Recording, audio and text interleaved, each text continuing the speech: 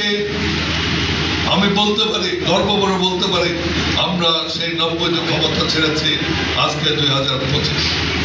35 বছর আমরা ক্ষমতায় নাই।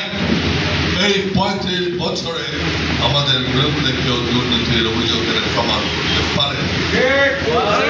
অন্যান্যরা কি করেছেন? তাদের বিরুদ্ধে অভিযোগ হয়েছে, তারা যখন ক্ষমতায় আসছেন তখন সে অভিযোগগুলো তুলে নিয়েছে।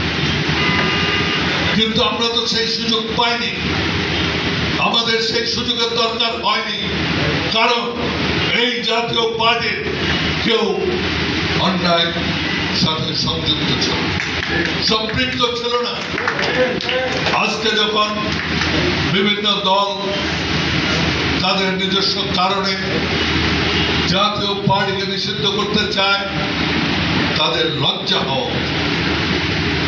জাতীয় পার্টি কোন দেশদ্রোহিতা করে নাই, দেশপরিত কোনো কাজ করে নাই, কোন লোককে মারে নাই।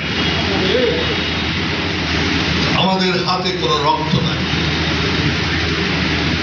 আমাদের হাতে কোনো রক্ত নাই।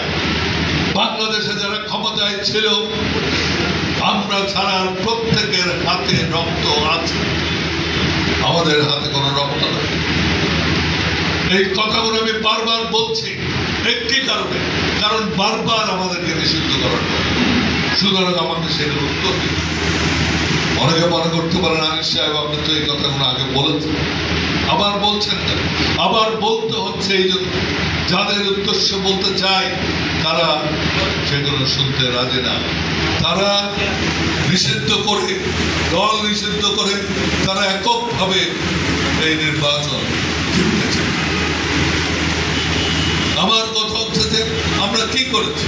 আমরা 2008 সালে নির্বাচন করেছে, যে নির্বাচন প্রত্যেকটা পার্টি করেছে, প্রত্যেকটা রাজনৈতিক দল এই নির্বাচন 2008 সালের নির্বাচনে ছিল।